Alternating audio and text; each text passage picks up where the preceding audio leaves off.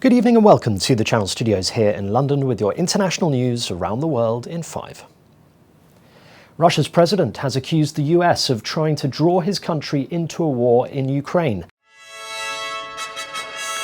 Vladimir Putin, here presenting Russian citizens with various awards, said America's goal was to use a confrontation as a pretext to impose more sanctions on Russia. Mr. Putin also said the US was ignoring Russia's concerns about the European expansion of NATO, the Western military alliance. The US and its allies accuse Russia of planning to invade Ukraine, something Russia has repeatedly denied. Meanwhile, the former heavyweight boxing champion Vladimir Klitschko has joined Ukraine's reserve army.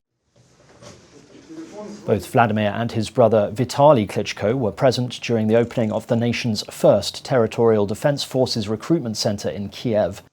Vladimir Klitschko stated that he felt obliged to defend the country and said the West should be aware of showing any weakness. When seeing my country is geopolitically struggling, so I'm right here. I can't stand still, and I won't.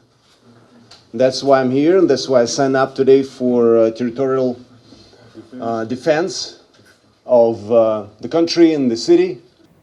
The president of Guinea-Bissau has said he has survived a coup attempt after being under heavy gunfire for 5 hours. Umaro Sissoko Embalo said the attackers tried to kill him and his entire cabinet at the government palace. He said many others had been killed in the fighting on both sides.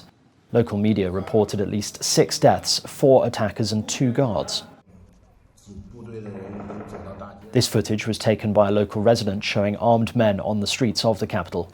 Gunfire erupted near government buildings where the president was attending a cabinet meeting. Germany's defense ministry say they currently have no plans to pull troops out of Mali. But Colonel Arnie Kolatz said, given the Mali government's latest steps, we must ask whether our joint efforts there can be successful. It comes a day after Mali's military leaders expelled the French ambassador. The country's foreign minister said the military junta was illegitimate and out of control. Nuclear and natural gas energy plants could be counted as green energy under controversial EU plans that have just been unveiled. The European Commission says it has decided that both types of energy can classify as sustainable investment if they meet certain targets. But the move has divided the EU and been fiercely opposed by some members. Austria's Chancellor responded to the news by saying nuclear power is neither green nor sustainable. 5 people have been confirmed dead after a pile of waste collapsed over locals trying to lift coal from an abandoned open-cast mine in India. Police said the incident happened in the district of Dhanbad. The top police official in the region said the deceased were not professional miners. Peru's president, Pedro Castillo, has sworn in a new prime minister, Hector Valla, who said he supports amending the country's market-friendly constitution. Valla was elected as a conservative lawmaker in July before switching sides to a bloc that promotes constitutional change earlier this year. Castillo is set to leave office in 2026. His new cabinet still needs to be confirmed by Congress.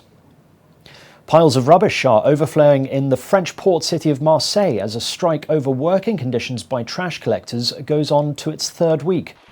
The rubbish has also been blown by winds of up to 130 kilometers an hour, alarming a local NGO that said it could end up in the sea and endanger marine life. It's the 3rd strike in 4 months by local trash collectors, which has caused an accumulation of between 3,000 to 4,000 tons of rubbish in the city. And finally, the Chinese Vice Premier has lit the starting torch for the 2022 Winter Olympics and announced the official start of the 3-day torch relay for the Games. Han Zheng raised the torch to the ceremony attendees before handing it over to China's first winter sports world champion, Luo Juhuan. Despite the torch relay being scaled down, some 1,200 participants will take part.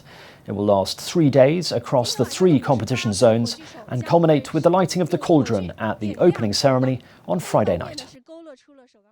And that's your international news around the world in 5. Now back to the Channel Studios in Lagos.